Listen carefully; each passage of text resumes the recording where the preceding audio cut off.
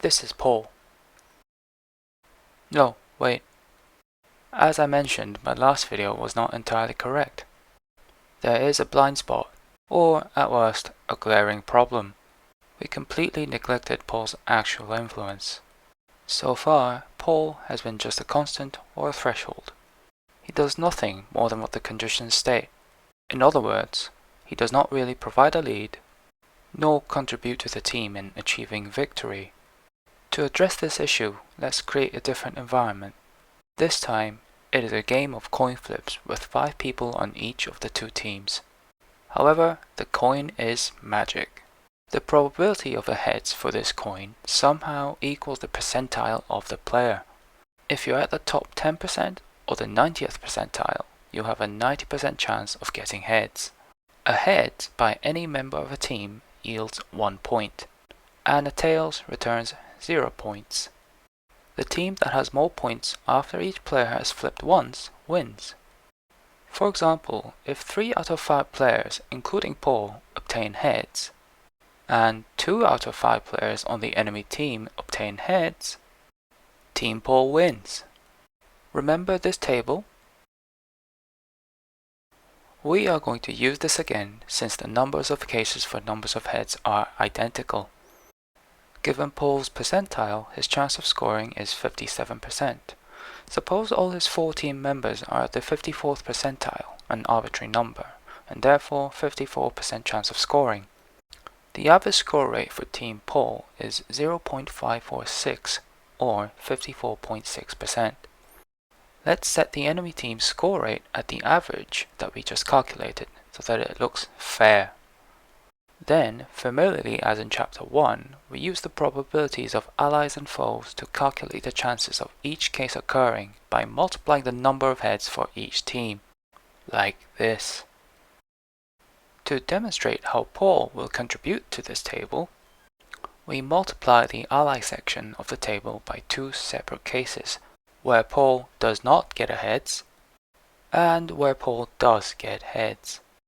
In the case where Paul nets no heads, the range of sum of heads will be from 0 to 4, whereas if he does heads, it will be from 1 to 5. Then this table can be aggregated to properly show the chances of number of heads for Team Paul, like this. Finally, we compare the last column of the table to the enemy team's chances to determine which team has more heads and wins. Look familiar? The green cells are when the 2 teams have the same score. The yellow cells are when the enemy team has more points. The orange cells are when the ally team has more points. Sum these values by color and you get, ta-da! Paul, a 57th percentile player who is currently at goal 3, where the chances to heads and score are as below, has a 49.999% chance of winning and a 50.00004% chance of losing. This may seem negligible, but on a larger scale, across millions of players and billions of games, it is likely to yield a huge difference in the number of games played.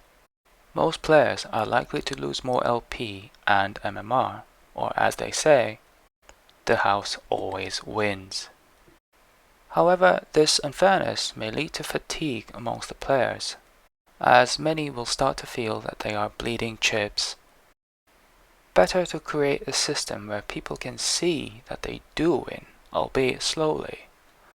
Below is the table of the result of the same steps taken, but where the chance of heads for each enemy is equal to that of each ally's skill, 0.54 or 54%.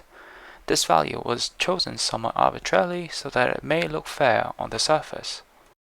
Paul, a 57th percentile player who is currently at goal 3, where the chances to heads and score are as below, has a 50.740% chance of winning and 49.259% chance of losing.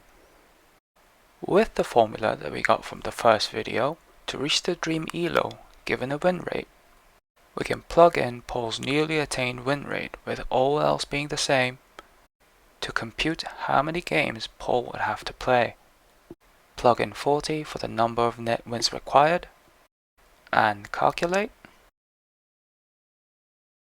Paul, in order to gain 40 net wins with a win rate of 50.740%, needs to play more than 2,702 games. Happy grinding, more videos coming soon.